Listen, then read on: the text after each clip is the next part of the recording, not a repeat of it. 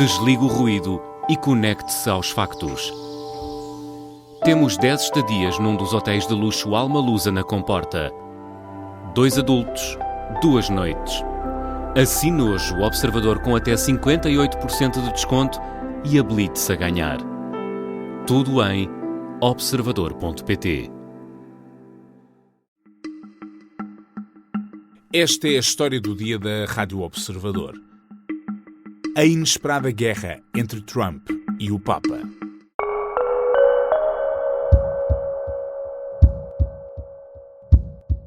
I'm not a big fan of Pope Leo. He's a very liberal person, and he's a man that doesn't believe in stopping crime. He's a man that doesn't think that we should be toying with a country that wants a nuclear weapon. Estamos assim tão surpreendidos que Donald Trump não seja fã do Papa Leão XIV, que acha que ele é um liberal de esquerda, que é um fraco por criticar a guerra do Irão. Na verdade, não é isso que nos surpreende. O que nos causa espanto é a forma aberta e pública como o presidente dos Estados Unidos critica o Papa, como tenta insultá-lo aos microfones ou nas redes sociais, e também a forma como Leão XIV vai a jogo. I have no fear, neither the Trump administration nor speaking out loudly about the message of the gospel. Contra a guerra e a espalhar o Evangelho, o Papa diz que não tem medo da Casa Branca. Hoje vou conversar com o padre João Basto, que é colunista do Observador. Vamos tentar perceber o que disse afinal o Papa Leão XIV para deixar Donald Trump irritado. Vamos tentar perceber as consequências desta guerra de palavras, mas também o que é que a história nos conta sobre a relação dos papas com os outros poderes e o que é que este confronto em particular nos diz sobre a política e a Igreja nos dias de hoje. Eu sou o Pedro Benevides e esta é a história do dia de terça-feira, 14 de abril.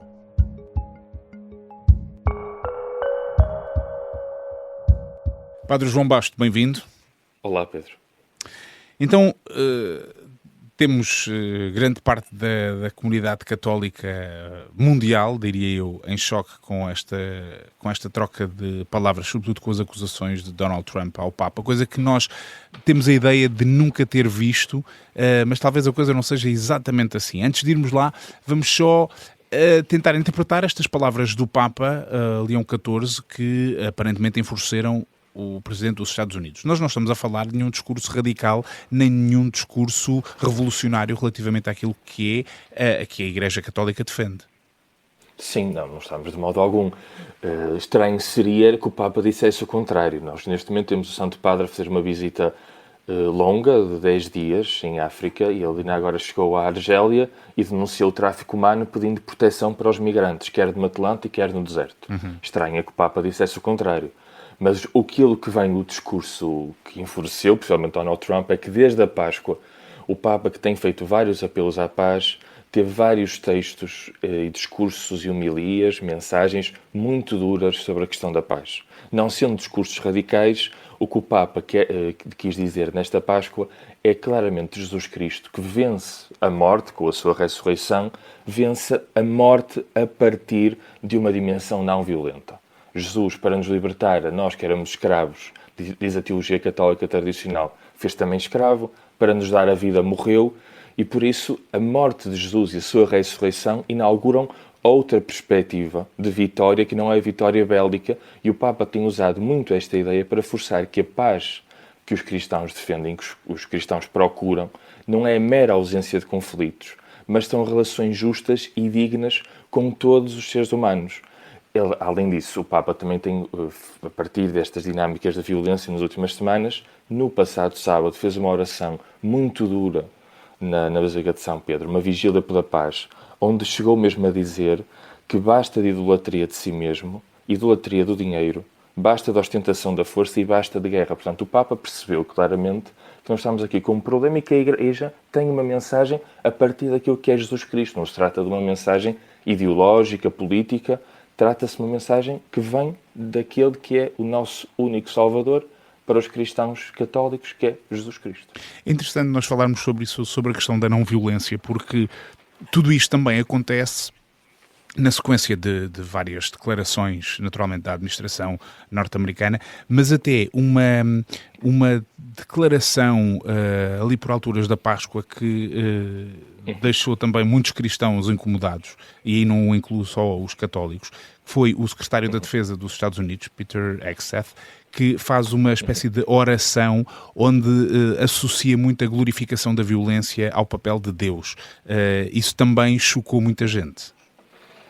Sim, chocou e até virou uma grande base eleitoral americana próxima do catolicismo e próxima de Donald Trump contra o próprio Donald Trump. Estamos a lembrar, por exemplo, do Tucker Carlson, creio eu, que faz claramente um programa contra até um tweet, não é bem um tweet, mas uma mensagem do Donald Trump no dia domingo de Páscoa, em que ele usa até calão e faz uma referência a lá, para depois, no dia seguinte, numa conferência de imprensa em que falam no resgate de uma vida humana, de um soldado americano, que é sempre de louvar, falam daquele resgate como se tivesse sido Deus na Páscoa, que tivesse abençoado o povo americano com aquele homem, tendo, aliás, o secretário da Defesa, do Departamento de Guerra, agora renominado americano, dito que aquele homem era como um Cristo, que tinha passado 3 dias no deserto e que, graças ao poderio americano dado por Deus, tinha ressuscitado. Ou seja, isto é claramente o delírio da omnipotência, como o Papa diz. É a ideia de manipular a mensagem cristã ao ponto de se querer combater uma teocracia iraniana, quase substituindo-a por uma teocracia cristã, e o cristianismo e a Igreja Católica, aqui neste contexto do Papa, não podem permitir que a mensagem do Evangelho seja deturpada para estes fins. Portanto, o que nós temos aqui como claro é que o Papa, como ele próprio disse agora numa resposta depois a estes ataques de Donald Trump, ele não é um político, ele não está aqui a fazer... quando fala de guerra, não está a fazê-lo do ponto de vista político, embora se possa discutir se isto também não é política, tendo em conta a influência que a figura do Papa tem sempre mundialmente, mas o que ele está a fazer é a cumprir a sua missão. Sim, o Papa representa para os católicos, de maneira muito fria e mais analítica, a presença de Cristo na Terra. Como o Bispo de Roma, como vigário de Cristo, como nós usamos na nossa terminologia, ele claramente não é uma personagem política. Agora, a mensagem cristã tem uma dimensão de bem comum, tem uma dimensão de concretização na vida das pessoas. Não é só uma mensagem de texto. Não, deve ser aplicada à vida das pessoas. E o Papa, nessa declaração que fez, e parece muito bem no avião, que além das palavras é também uma declaração muito serena, muito concentrada, o Papa não se enfureceu contra Donald Trump, fez uma declaração muito, muito pacífica, disse que, atenção, eu não sou presidente de um país, eu estou noutro plano, eu não tenho medo da administração americana, a administração americana pode dizer aquilo que quer dizer, e eu tenho o dever de defender o Evangelho, e o Evangelho, muitas vezes, tem coisas que o presidente Donald Trump pode não gostar. Paciência, é o problema dele, que eu não tenho medo. I do not look at my role as being political or politician. I don't want to get into a debate with him. I don't think that the message of the gospel is meant to be abused in the way that some people are doing. And I will continue to speak out loud against war, looking to promote peace. Padre João Bastos, daqui a pouco já retomamos esta conversa.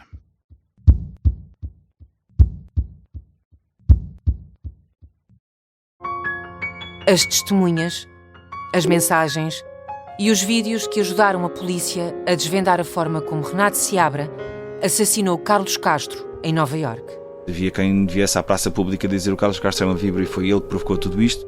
Estes são os bastidores nunca revelados da investigação a um crime brutal. Havia quem viesse dizer o contrário, o Renato quis aproveitar-se ao máximo e quando percebeu que não dava, perdeu a cabeça. Episódio 2. O meu nome é Jesus Cristo. Os Ficheiros do Caso Carlos Castro é uma série para ouvir em 6 episódios que faz parte dos Podcast Plus do Observador.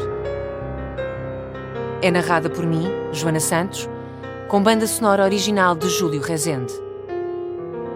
Os Podcast Plus do Observador têm o apoio da Kia.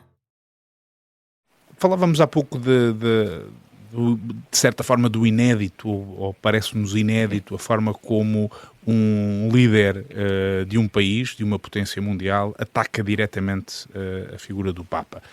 Isso talvez seja estranho nestes tempos, mas a verdade é que a tensão entre os diversos papas e os líderes políticos sempre existiu, até com figuras recentes, mas historicamente já houve episódios até bastante mais violentos do que este.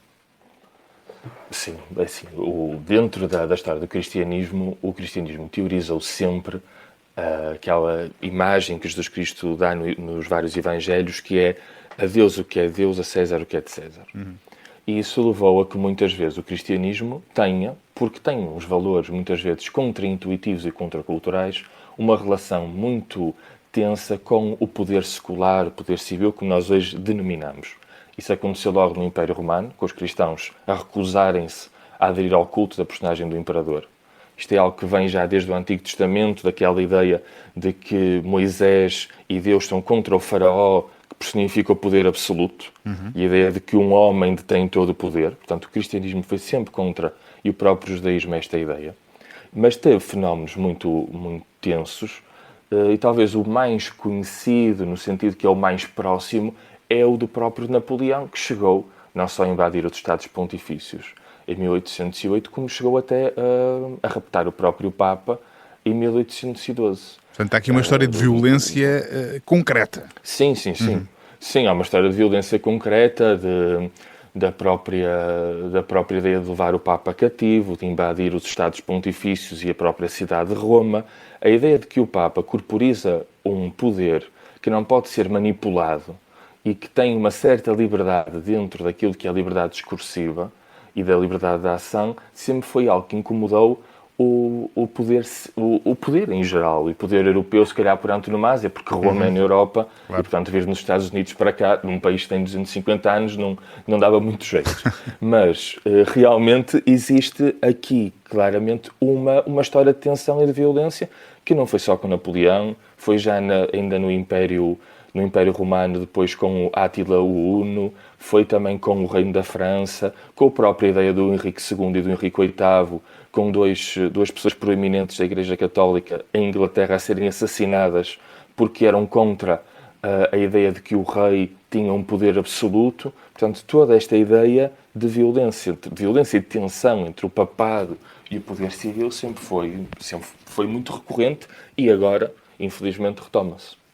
Sendo que estas palavras, e faz todo o sentido olharmos agora para isto que se está a passar através do olhar da história, nomeadamente o tal poder que não se consegue controlar, e isso nós sabemos que, olhando para a ação de Donald Trump, isso é uma coisa que de facto o incomoda, mas estas palavras e esta ação e este ataque tão direto acabou por ter um efeito também curioso, que foi até alguns dos aliados de Donald Trump, do ponto de vista internacional, e diríamos até internamente, não nos esqueçamos que o próprio vice-presidente, a própria mulher do presidente dos Estados Unidos, Marco Rubio, por exemplo, é outra figura importante, são católicos, e portanto eu imagino que isto deva ter criado ali um certo mal-estar.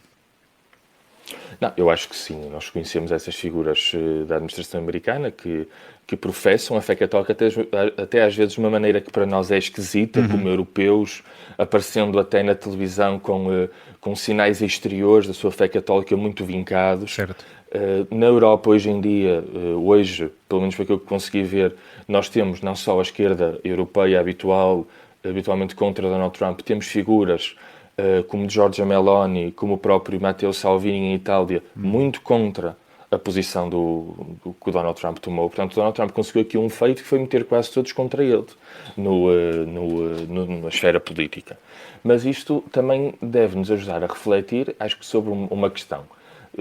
A Igreja tem muitos problemas, tem muitas questões por resolver, muitos casos que às vezes a envergonham, mas realmente, como nós já referimos, a Igreja tem um poder que não pode ser dominado de qualquer maneira. E o próprio Donald Trump, creio que reconheceu isso ano passado, quando vai ao Vaticano, percebe que no funeral do Papa Francisco, aquelas pessoas que ali estão veneram aquela pessoa, mesmo muitas vezes até não concordando com o estilo, como era até o caso do Donald Trump e de alguns setores da Igreja, mas claramente tem uma adesão àquela figura, e a Basílica de São Pedro tem uma imponência que o Donald Trump não consegue comprar e dominar.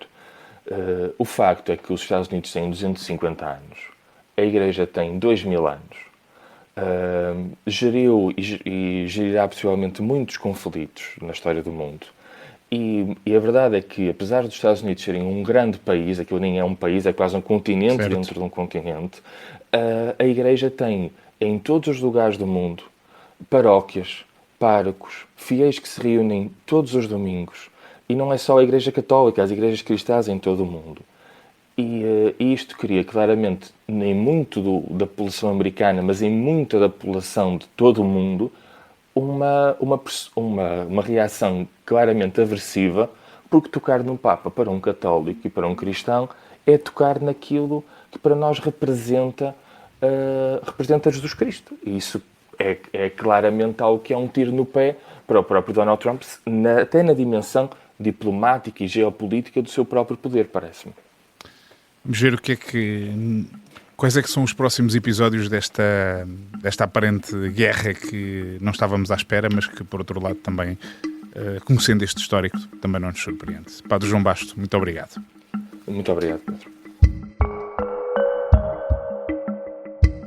Nesta história há um pormenor que não é indiferente. Este confronto entre o Papa e o Presidente dos Estados Unidos é um confronto entre um americano de Nova Iorque e outro de Chicago. Uma situação inimaginável até agora, um Papa vindo da América do Norte. Mas a verdade é que se diz que a Igreja Católica sobreviveu durante mais de 2000 anos, precisamente porque entre erros e acertos foi sabendo ler os sinais de cada tempo e, portanto, talvez nada disto seja por acaso. Eu hoje conversei com o Padre João Basto, que é colunista do Observador e uma das vozes que também pode ouvir aqui no podcast As Histórias da Bíblia, com o João Francisco Gomes e o Padre Francisco Martins. Esta foi a história do dia. A sonoplastia é do Bernardo Almeida, a música do genérico do João Ribeiro. Eu sou o Pedro Benevides. Até amanhã.